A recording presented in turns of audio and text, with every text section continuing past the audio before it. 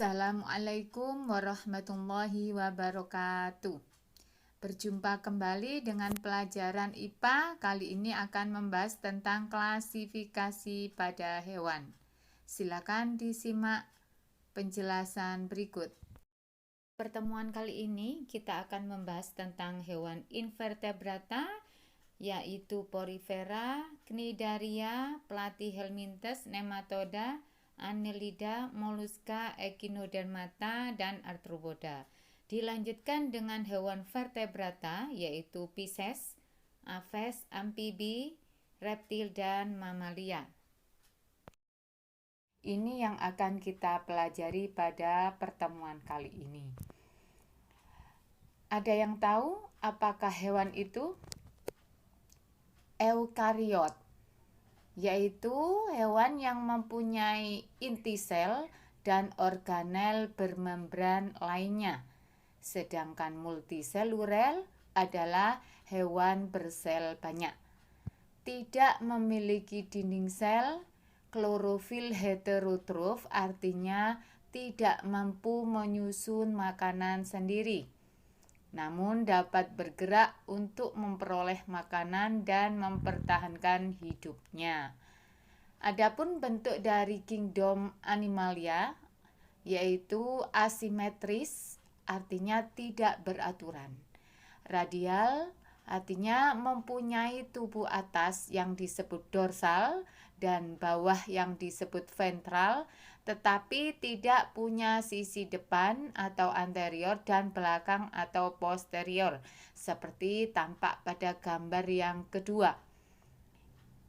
Bentuk tubuh yang ketiga yaitu bilateral, mempunyai dorsal dan ventral serta anterior dan posterior. Itu yang kita miliki sebagai manusia yang ikut dikelompokkan ke dalam kingdom Animalia. Struktur tubuh Animalia seperti tadi ada invertebrata dan vertebrata.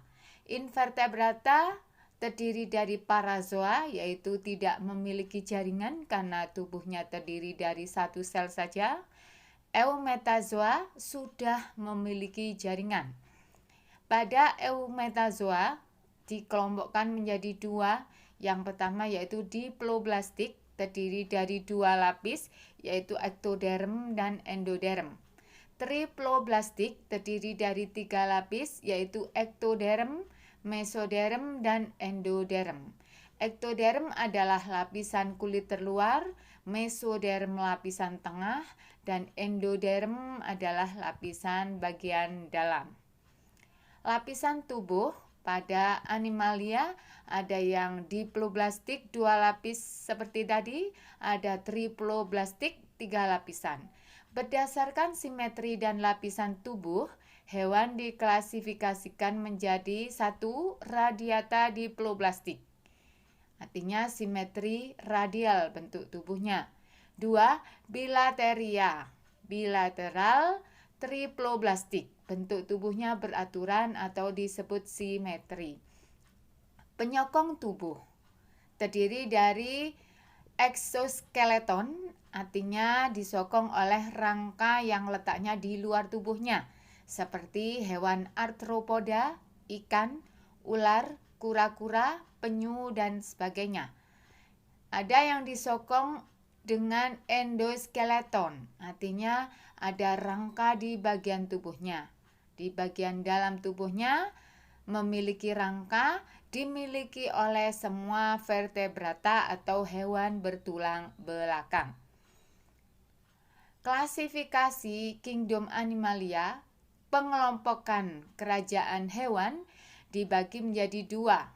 Invertebrata, ada yang menyebutnya avertebrata, yaitu hewan yang tidak memiliki tulang belakang. Dengan vertebrata, yaitu hewan yang sudah memiliki tulang belakang.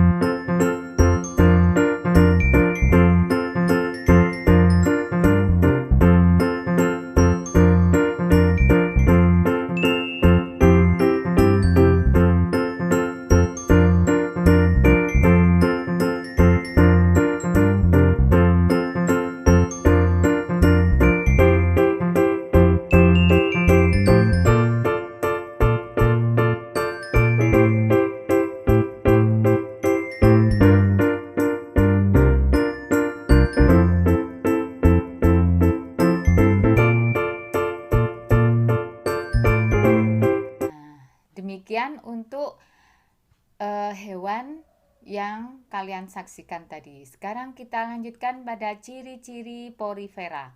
Porifera yaitu hewan yang banyak pori atau rongga di dalam tubuhnya. Bentuk tubuhnya simetris radial, teratur. Diploblastik terdiri dari 2 lapis, asimetrik, ada juga yang tidak beraturan. Pencernaannya intraseluler, artinya pencernaan terjadi di dalam sel.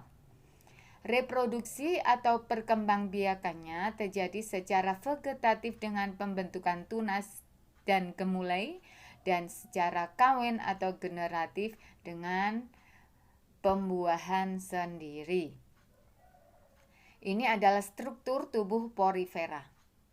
Mulai dari nukleus, gambar yang paling bawah diperhatikan, nukleus itu inti sel. Kemudian ada mikrofil, sini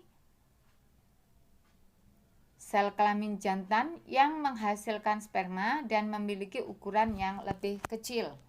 Kemudian flagellum digunakan sebagai alat gerak. Dan untuk gambar yang A, spongosel adalah rongga tubuhnya. Sekali lagi, porifera adalah hewan berpori dengan banyak rongga.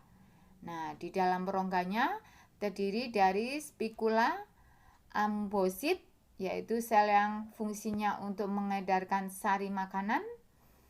Kemudian ada lagi porit, matriks, yaitu ruangan pada porifera tersebut.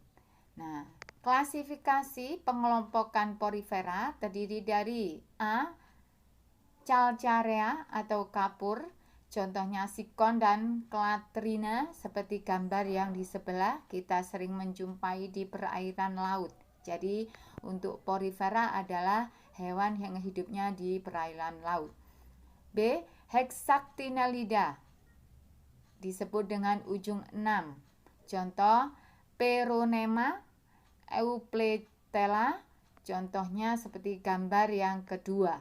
Tampak jelas sekali rongga di dalam tubuhnya bagian atas ya. Yang C, Demospongia atau spons tebal, contohnya Spongilla, Euspongia mollissima, dan Hippospongia equina. Nah, gambarnya tampak seperti di sebelah kanan paling bawah. Adapun peranan dari porifera dalam kehidupan kita sehari-hari, beberapa jenis porifera seperti Spongia dan Hippospongia dapat digunakan sebagai spons mandi. Ketika kita habis rekreasi ke pantai, kita seringkali membawa batu-batuan yang bisa kita gunakan untuk membantu membersihkan tubuh kita. Itu adalah jenis dari porifera. Zat kimia yang dikeluarkannya memiliki potensi sebagai obat penyakit kanker dan penyakit lainnya. Berlanjut ke hewan cnidaria, yaitu hewan dengan 2 lapis dalam tubuhnya sehingga disebut hewan diploblastik. Pencernaan terjadi secara ekstraseluler, artinya di luar sel maupun di dalam sel atau intraseluler. Bersifat heterotrof, tidak mampu menyusun makanan sendiri.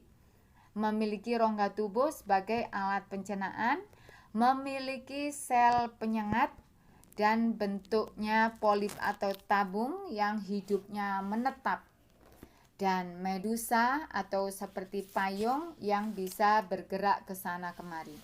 Reproduksi perkembangbiakannya terjadi secara kawin atau seksual dan tidak kawin atau aseksual. Klasifikasi dari cnidaria terdiri dari 1. Hydrozoa atau hewan air yang bentuk tubuhnya selalu polip atau menetap. Terdiri dari Hydra dan Obelia geniculata.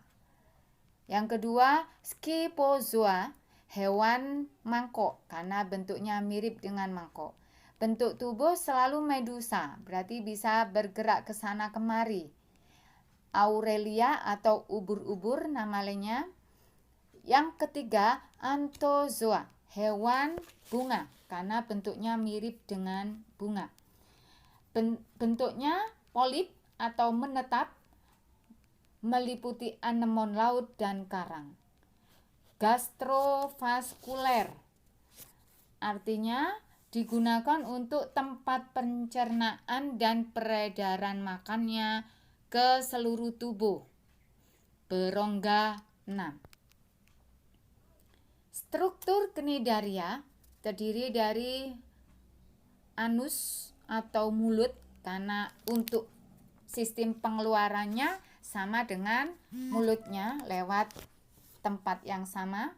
Kemudian tentakel, yaitu alat gerak yang digunakan cnidaria. Epidermis adalah lapisan kulit luar. Mesoglia ini berfungsi sebagai lapisan tengah. Gastrodermis yaitu lapisan kulit yang berfungsi sebagai usus. Dan ada gastrovascular cavity seperti tadi, berfungsi untuk tempat pencernaan dan peredaran makanan ke seluruh tubuh. Adapun peranan dari cnidaria dalam kehidupan kita sehari-hari, hewan ubur-ubur dibuat tepung ubur-ubur yang diolah menjadi bahan kosmetik atau kecantikan. Di Jepang, ubur-ubur dimanfaatkan sebagai bahan makanan. Karang atol, karang pantai, dan karang penghalang dapat melindungi pantai dari abrasi air laut atau erosi pantai. Karang merupakan tempat persembunyian dan tempat perkembangbiakan ikan. Kita berlanjut ke hewan platyhelminthes. Bentuk tubuhnya pipih, bilateral, simetris. Kemudian alat pencernaan berupa mulut, alat ekskresi atau alat pengeluaran berupa sel api. Bersifat hermafrodit, artinya dia memiliki 2 alat kelamin sekaligus di dalam tubuhnya. Dia punya alat kelamin jantan, juga punya alat kelamin betina dalam satu tubuh. Hewan triploblastik, yaitu hewan yang memiliki 3 lapisan dalam tubuhnya. Klasifikasi platyhelminthes, yaitu pengelompokan platyhelminthes. Yang pertama, Turbelliria, contoh Planaria. Trematoda, contoh Fasciola hepatica. Cestoda, contoh Taenia solium. Struktur tubuh Planaria atau cacing pipih tadi, dia memiliki bintik mata untuk respon terhadap rangsang berasal dari luar, dibantu dengan otak dan syaraf. Usus membantu proses pencernaannya, sama dengan mulut maupun faring. Trematoda daur hidup Fasciola hepatica dan Cestoda atau Taenia sagitta. Nah, ini berawal dari telur. Diperhatikan pada gambar, baik kiri maupun kanan, berawal dari telur, kemudian berkembang menjadi larva bersilia, masuk ke dalam tubuh siput. Kemudian menjadi serkaria keluar. Serkaria berenang menuju rumput, akhirnya hinggap pada hewan, pada organ hati hewan. Demikian juga pada organ tubuh manusia. Peranan cnidaria pada umumnya platyhelminthes merugikan. Mohon maaf, ini tulisan harusnya peranan platyhelminthes dalam kehidupan sehari-hari ya. Nah, pada umumnya platyhelminthes merugikan sebab parasit numpang pada manusia maupun hewan kecuali jenis cacing planaria. Planaria dapat juga dimanfaatkan untuk makanan ikan.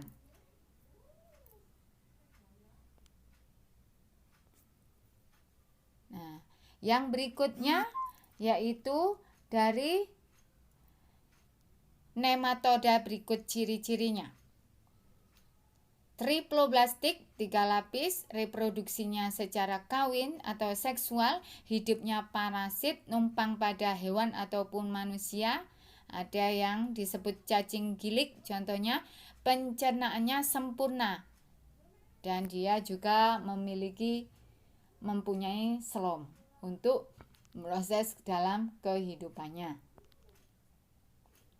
Contoh filum nematoda daur hidup Ascaris lumbricoides, yaitu cacing kremi yang biasa hinggap pada anak-anak. Diawali dari telur yang sudah berisi embrio, dia bisa keluar bersama feses atau kotoran, bisa masuk melalui makanan yang terkontaminasi lewat mulut. Setelah itu masuk ke usus, masuk ke paru-paru menuju faring, tertelan, hingga masuk ke usus, dia sudah menjadi cacing dewasa. Jadi dia perkembangannya mulai dari telur hingga cacing dewasa bisa berkembang biak di dalam tubuh manusia. Daur hidup cacing tambang, Ancylostoma duodenale dan Necator americanus. Nah, hampir sama dengan Ascaris lumbricoides tadi, yaitu telur berkembang menjadi larva, rhabditiform berkembang menjadi tahap larva filariform melalui kulit telapak tangan. Jadi ini mereka yang hidupnya di daerah pertambangan, bisa masuk melalui kulit telapak tangan, masuk ke peredaran darah, menuju jantung, paru-paru, faring atau cabang batang tenggorokan, menuju ke tenggorokan, masuk ke usus, dia dalam bentuk larva. Kemudian berkembang menjadi cacing dewasa di usus. Ini juga bisa menyerang manusia. Sekarang hewan Annelida. Tubuh simetri bilateral, memiliki segmen seperti cincin, triploblastik selomata, sistem pencernaannya lengkap. Klasifikasi pengelompokan Annelida. 1. Polychaeta, yaitu cacing berambut banyak, contoh cacing palulu. Kemudian 2. Oligochaeta atau cacing berambut sedikit, yaitu contohnya cacing tanah seperti gambar yang kedua.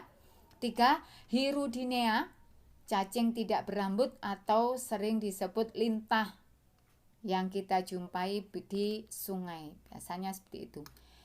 Kita lanjutkan ke moluska, hewan bertubuh lunak. Klasifikasi atau pengelompokan moluska terdiri dari Pelecypoda, contoh Asapis detlorata atau remis seperti dalam gambar sebelah, kerang yang kita sering jumpai. 2. Cephalopoda, contoh Loligo indica atau cumi-cumi yang sering dikonsumsi oleh manusia juga. 3. Amphineura, contoh Critositon SB atau kiton seperti gambar di sebelah. Adapun peranan moluska dalam kehidupan kita sehari-hari, ada yang menguntungkan karena dapat dimakan dan bisa untuk hiasan seperti mutiara, di dalamnya ada di dalam kerang tadi, tiram. Ada juga yang merugikan, yaitu jenis Tredonavalis. Dia merugikan karena pengebor kayu di air asin. Limnea truncatula, penyebab penyakit fasciolosis pada hewan ternak. Kita lanjutkan ke hewan arthropoda, hewan berbuku-buku. Peredaran darahnya terbuka, sama seperti kita. Alat pernafasan berupa trakea, mempunyai anten, dapat dilihat di gambar. Pembuahnya internal atau di dalam tubuh. Sistem organnya lengkap. Tubuh simetris bilateral, tubuh berruas-ruas, peredaran darah juga terbuka. Artinya peredarannya di luar pembuluh. Mohon maaf, tadi Bu Yati bilang peredaran darah terbuka, sama seperti kita tidak ya. Kalau kita peredaran darah tertutup. Klasifikasi arthropoda terdiri dari krustase, golongan udang dan kepiting. Gambar di bawah. Arachnida atau golongan laba-laba, Myriapoda golongan lipan, dan insekta golongan serangga termasuk kupu-kupu, semut, dan banyak yang lain. Filum Arthropoda, ini gambar dari jenis Filum Arthropoda juga. Nah, klasifikasi Echinodermata. Kita lanjut ke hewan berikutnya. Echinodermata, hewan berkulit duri. Terdiri dari Asteroidea, bintang laut, dan Echinoidea atau landak laut. Ada juga Opiuroidea atau bintang ular, Crinoidea, lilia laut. Gambarnya mirip dengan tanaman.